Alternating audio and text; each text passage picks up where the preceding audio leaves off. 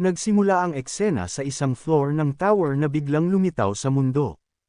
Maraming mga hunter na nagtitipon sa isang lugar ng floor na iyon nang may nakita silang pusa na papalapit sa kanila. Inalok sila nito ng kanyang tindang cherry tomato dahil isa pala itong merchant. Nadismaya naman ang mga hunter na lalaki sa binibenta nitong cherry tomato dahil wala naman daw kwenta ang tinda nito dahil isa lang itong pangkaraniwang tomato. Inasahan naman ng pusa na ganun ang magiging reaksyon nila dito kaya sinabi ng pusa na i-check daw nila ang kanilang status window at agad naman nila itong ginawa. Nakita nila na pinatataas nito ng 0.1 ang mana power ng gagamit nito at binabawasan naman nito ng 10 grams of fat ang magkokonsume nito. Nagulat naman ang isang hunter na babaeng may dilaw na buhok sa nalaman niya na nakakabawas ito ng fats. Sinabi ng pusa na tama nga daw siya at 0.1 tower coin nga daw ito kada isang piraso. Agad naman sinabi ng babae na bentahan daw siya nito ng 200 at ginawa niya na itong 250 at sumigaw naman ang isa na 300 daw ang kanya. Mabilis na ubos ang lahat ng tinda ng pusa at tinanong siya ng isang hunter na lalaki kung saan niyan raw nakuha ang ganun kabihira na item at sino raw ang gumawa nun. Sumagot naman ang pusa na secret daw yun. Lumipat ang eksena kung saan makikita natin na nagha-harvest ang ating bida ng kanyang tanim na cherry tomato. Tinanong niya ang isang rabbit kung sa tingin daw ba nito na okay na kaya ang na-harvest nila ngayong araw. Tinawag ng ating bida ang iba pang mga rabbit para magpahinga muna at gumawa siya ng cherry tomato juice na may honey at ininom nila ito ng sabay-sabay nang maubos na nila ito ay may biglang lumabas na notification quest na kailangan daw niyang bigyan nito ng ginawa niyang juice ang tower manager kung hindi ay madidismaya daw ito. Sinabi naman ng ating bida sa tower manager na gagawan niya raw ito ng juice maya-maya. Bigla naman sumigaw ng master ang merchant na pusa at sabing nakabalik na raw siya habang papatalon ito sa ating bida. Sinabi naman ng ating bida na ang bilis daw nito makabalik at pinuri niya ito na magaling daw siyang employee. Sinabi ng pusa na lahat daw ng tinda niya na cherry tomato ay naubos na at kumita daw siya ng maraming tower coin.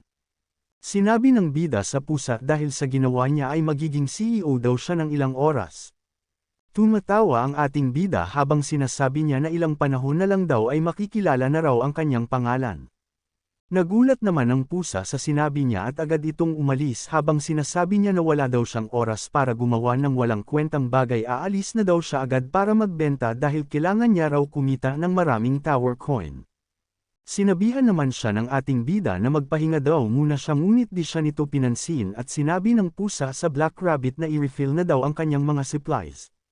Sinabi ng ating bida na mukha daw na addict na siya sa pagbebenta at kumita nang bigla niyang naalala na magmarka sa pader ng date at pang 150 days niya na daw sa tower ngayon. Bigla nagpakilala ang ating bida siya raw si Park Sejun at siya daw ay isang tower farmer. Sa ngayon tatawagan natin ang ating bida ng June. Tumalon sa balikan ni June ang Black Rabbit at sinabing tapos na daw ito. Tumalon din sa kabilang balikat ni June ang pusa at sinabing tutulong daw muna siya ng kaunti. Inalala ni June ang mga panahon nang mapadpad siya sa tower at kung papaano siya nakasurvive sa matagal na panahon na iyon.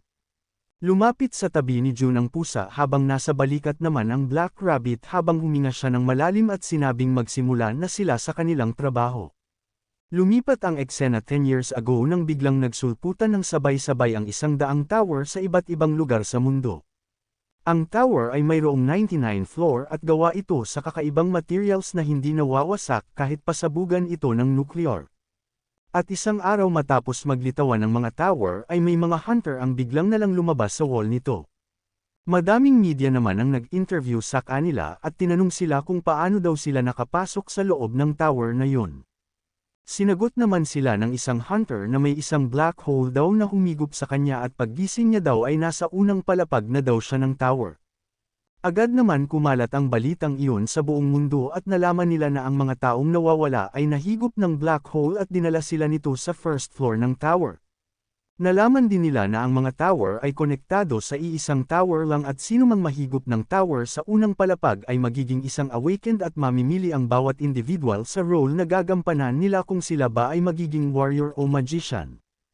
Nagsisimula rin daw maglabasan ang mga iba't ibang mga monster sa second floor ng tower at kapag naman na-clear nila ang floor ay magkakaroon sila ng iba't ibang reward. Bigla naman pinakita ng isang lalaki ang isang golden ticket at may nagtanong kung para saan naman daw yun. Sumagot naman ang lalaking nakasuit na item daw yun. Sinabi niya na ang mga awakened na tao daw ay pwedeng maglabas-pasok sa loob ng tower, di daw tulad ng mga ordinaryong tao ay di daw sila basta-basta makakapasok sa tower at ang item daw na golden ticket ang paraan para makapasok sa loob ng tower.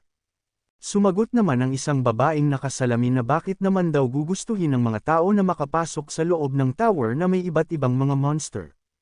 Agad naman sumagot ang lalaking nakasuit na di daw niya masasabi pero bigla siya sumenya sa katabi niyang babae. At pinakita niya sa kanila ang reward na makukuha nila sa pagpasok nila ng tower, sabay sabi na ang pagpasok daw sa tower na iyon ay magbibigay sa kanila ng kayamanan. Bigla naman ibinalita na ang Awakened Association daw ay itinataas ang presyo ng golden ticket mula sa halagang 150 million won hanggang sa 2 million won. Lumipat ang eksena sa isang grocery store at nasabi ng isang babaeng cashier sa kanyang isip na marami daw ang mga taong nangangarap na makabili ng golden ticket at sabay bigla naman daw nagtaas ang presyo nito. Bigla naman tinawag siya ng isang lalaki para magbayad ng pinamili at ito pala ay si June. Habang nagbabayad si June ay nagsasalita ang babae. Ang mga tao daw ngayon ay inilalagay ang buhay nila sa panganib para kumita ng pera pero ang kailangan daw nila ay 2 million won para sa ticket. Bigla niyang tinanong si June na di ba daw yun masyadong mahal at sumang-ayon naman si June sa kanya. Nag-check naman si June ng kanyang savings matapos ibawas ang tuition at renta sa bahay ay meron na lang siyang 12 million won na matitira. Mas mahihirapan daw siyang makabili ng ticket dahil nagtaas daw ito ng presyo. Kailan daw kaya siya makakabili ng ticket? Habang napabuantong hininga si June, ang mas magandang tanong daw ay kaya niya daw ba kaya talagang makabili ng ticket na yon? Bigla naman minotivate ni June ang sarili niya dahil marami pa raw na paraan para makapag-save ng pera. Gaya na lang daw ng pagbili niya ng gulay sa mababang presyo at susubukan daw niyang makapagtanim nun dahil narinig daw niya na magtataas daw yun ng presyo. Napanood din daw niya ang idol niya kung paano magtanim ng gulay. Magse-save daw siya ng pera hanggat kaya niya at isang araw daw ay makikita daw ng mga guild ang talent niya at makakapag-clear daw siya ng floor sa tower. Habang nangangarap ng gising si June ay may isang black hole ang nagbukas sa likuran niya at paglingon ni June ay nakita niya ito. Yun daw ang sinasabing humigop sa mga tao nung unang lumabas ang mga tower. Sinabi ni June sa isip niya na kukunin na ba daw siya nito. Sabay sigaw na siya raw si Park Sejun, handa daw siyang harapin ang panganib sa buhay niya, makaakyat lang daw sa tower at kunin na daw siya nito. Habang maraming sinasabi si June ay unti-unti nang lumiliit ang black hole at di ba daw siya hihigupon nito. Kung ganun raw di niya daw sasayangin ang pagkakataon at siya na daw mismo ang papasok dito.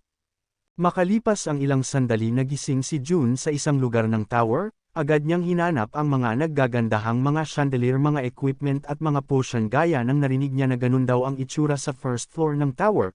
Pero nagtaka si June dahil iba ang nakikita niya sa sinasabi nila. Ang nakikita niya lang ay isang malaking bato at siya ay nasa loob ng isang malaking butas ng floor na yon, sabay sigaw na asan na daw siya ngayon. Pinakita naman ang isang maliit na tower at sa tuktok nito sa loob ay pinakita ang isang crystal ball at black dragon na nagsasabi na ano daw ang dahilan ng lahat ng ito at dapat niya daw iyon maresolba dahil siya daw ang tower manager.